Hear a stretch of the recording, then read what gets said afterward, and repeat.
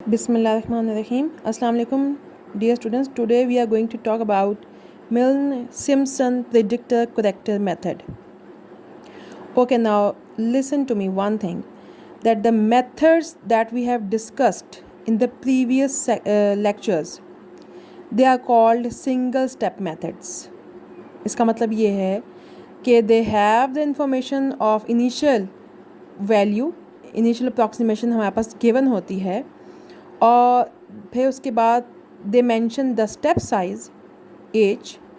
अगर ना मेंशन हो तो फिर वो जो वैल्यू होती है हमारी, जैसे कि आपको नज़र आ रही है, हमारी फाइनल वैल्यू होती है, उस पर फिर हम उसकी वैल्यू फाइंड करते हैं।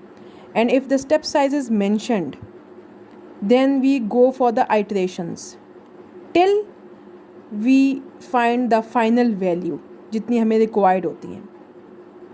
यू कैन से दैट जितने भी previous methods they are self-starting, okay, but this method, Milne-Simpson predictor corrector method, okay, this is not a self-starting method, यानी कि ये खुद से start नहीं होता। You can see the Milne's predictor formula is given by y4 is equals to y0 plus 4h by 3 into 2f1 minus f2 plus 2f3. I will explain you this thing when we will be talking about the example. ये जो self starting वाली मैंने आपसे बात की है, वो मैं आपसे ये कहना चाह रही हूँ कि you can see that over here we have this y4 का मतलब ये है कि y0 y1 y2 and y3 ये मुझे नोन होनी चाहिए जितने प्रीवियस मेथड्स हैं, ठीक है। या तो वो क्लासिकल मेथड है, आर के मेथड ऑफ ऑर्डर 4, या आर के मेथड ऑफ ऑर्डर 2 है, या उसके अलावा टेलर सीरीज़ मेथड है, या बाकी मेथड है जिससे हम आइट्रेशंस फाइंड कर सकते हैं। जितने भी प्रीवियस मेथड डिस्कस किए हमने, वो इतनी आइट्रेशंस y3 तक मेरे पास होनी चाहिए। Then I will proceed further to find the value of y4, okay. Why we use this method? Actually this method is use to एक्सट्रापुलेट।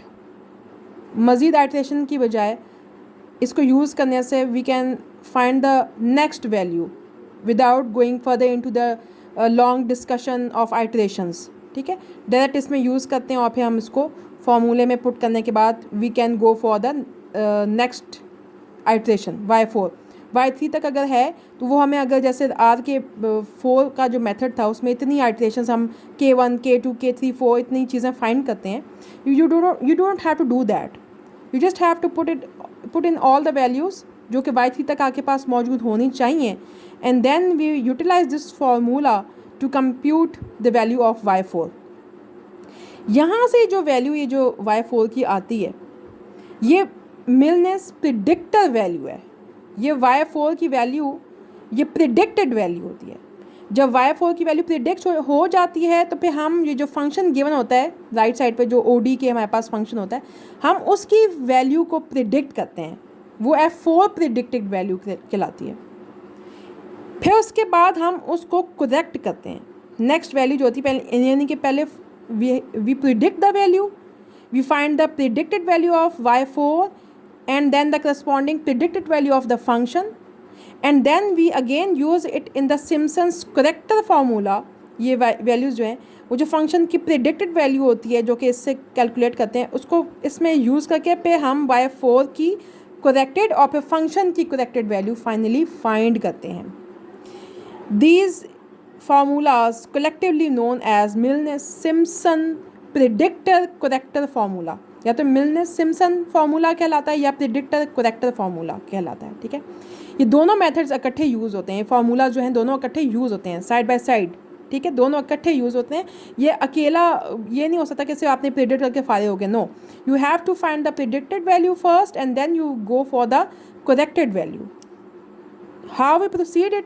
Let's go towards the example.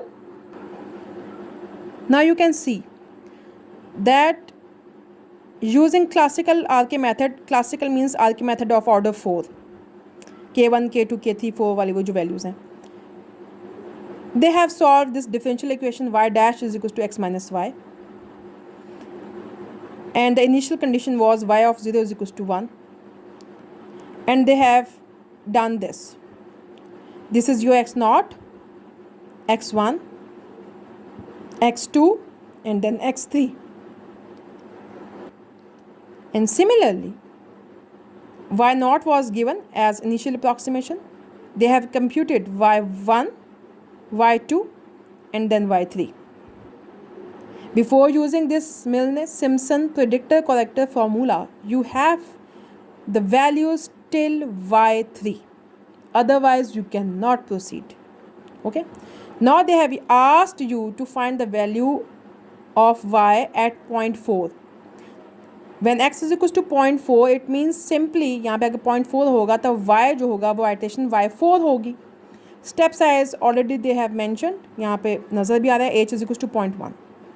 चलेंगे कैसे? How you will proceed? I am placing a pencil over here ताकि आपको अच्छी तरह से बता सकूँ, क्योंकि ये टेबल जो है मैंने इसको फिल किया. x और y को टेबुलेट कर लें वर्टिकल फॉर्म में. 0, 0.1, 0.2, 0.3 ये वैल्यूज़ आपको यहाँ पे मेंशन है.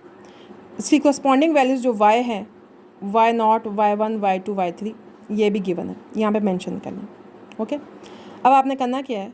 आपने f0 फाइंड करना है. ठीक है, क्योंकि ये जो फार्मूला आप देखें ना, इसमें you have this f1, f2, f3. ठीक है, तो you have to find this values. ये कैसे करेंगे? फंक्शन जो गिवन है f ऑफ एक्स वाई, वो क्या गिवन है? Right side of this O D Y dash के जितना भी कुछ इसके है, अगर यहाँ पे कोई 2 होता प्लस होता, वो सब कुछ हम लोग राइट साइड पे लेके आएंगे. Y dash should be all alone on the left hand side. Remaining part जितना भी वो आपका फंक्शन है. यहाँ पे in this case function F of X Y is X minus Y. X minus Y है तो आप उसमें माइनस करें एक्स माइनस वाई. ठीक है, you will get this value and this is f0. okay, then you have this x is equals to 0.1, y is equals to 0.9097. on x minus y you will get this value. This is your f0, this is your f1. similarly f2 and f3.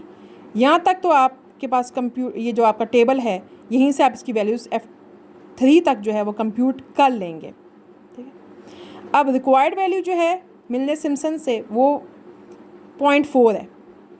0.4 पे y4 आपने अब predict करनी है. वो यहाँ पे कैसे predict करेंगे? You will use this first formula, मिलने प्रिडिक्टर फार्मूला. ये क्या कहता है? y ऑफ 0.4 जो निकालेगा प्रिडिक्टेड वैल्यूज़ को मैं कहूँगी. ठीक है, I must write this p over here. ये प्रिडिक्टेड वैल्यू है. ये क्या प्रिडिक्ट कर रहा है? ये जो फार्मूला गिवन है पीछे मेंशन है, y0 plus 4h/3 into this. y0 is 1, you can use this value, plus 4 into h is 0.1 over 3, 2f1, 2 into f1. f1 ये मल्टीप्लिकेशन का साइन है, 2 इंटू -0.89 ये आपकी वैल्यू है. माइनस पे f2 की वैल्यू पुट करेंगे and then you will put the value of f3 over here in this, and you will compute your answer as y4 predicted is calculated as computed as 0.7407. okay, this is your predicted value. इसको उठाएं यहाँ से और उठा के इसको यहाँ पे आप लिख देंगे y4 predicted value. ठीक है, ये predicted value आपने यहाँ पे लिख दी. You have now this x, you have now this predicted value of y4. x minus y जो आप करेंगे तो ये आपको डिफरेंस देगा -0.3407. और ये जो वैल्यू आ रही है आपके पास, ये f4 फंक्शन की प्रिडिक्टेड वैल्यू है. ठीक है, अब इस प्रिडिक्टेड वैल्यू को चेक करना है कि ये करेक्ट है कि नहीं. We have to go for the corrected value है. ये प्रिडिक्टेड वैल्यू जो है, अब हमारे पास जो यहाँ तक हमारा टेबल फिलहाल कंप्लीट हो गया है.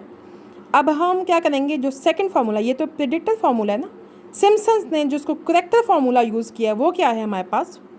सिम्पसन्स करेक्टर फार्मूला जो है that is y of 0.4, y4 की जो करेक्टेड वैल्यू है वो क्या है? y2 plus h/3 into f2 plus 4f3 plus this predicted value. ठीक है, अब क्या करेंगे? y2 ये यहाँ से जेन में रखना है कि जो मिलने का जो प्रेडिक्टेड फार्मूला है वहाँ पे y0 है, और जब आप करेक्टर फार्मूला की बात करें तो यहाँ पे y2 है, ठीक है। Put the value of y2 over है प्लस h/3 इंटू f2 यहाँ पे आपके पास कंप्यूटेड है, f2 है, f3 है और f4 की जो प्रेडिक्टेड वैल्यू है, इन सब को यहाँ पे पुट करें and then compute your answer, ठीक है। इस फॉर्मूले में पुट करने के बाद जो ये आंसर आ रहा है, लकीली ये कहीं सेम आ गया उसके साथ, ये आपकी करेक्टेड वैल्यू है, y4 करेक्टेड वैल्यू। और ये जो y4 करेक्टेड वैल्यू है,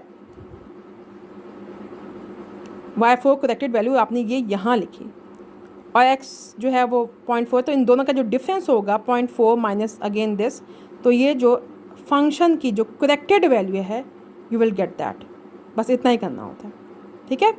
तो जो y ऑफ 0.4 होगा वह आपने यहाँ पे ख़त्म नहीं करना, उसको प्रेडिक्ट करके ख़त्म नहीं करना, you have to find till the corrected value, ठीक है। So this is your final answer, this is the corrected value, okay. इससे रिलेटेड जो क्वेश्चंस हैं वो 8B है, 10, 14E, चैप्टर नंबर 6 है, भट्टी साहब की जो बुक है। And one more example I will tell you people in the next lecture. Okay, thank you so much.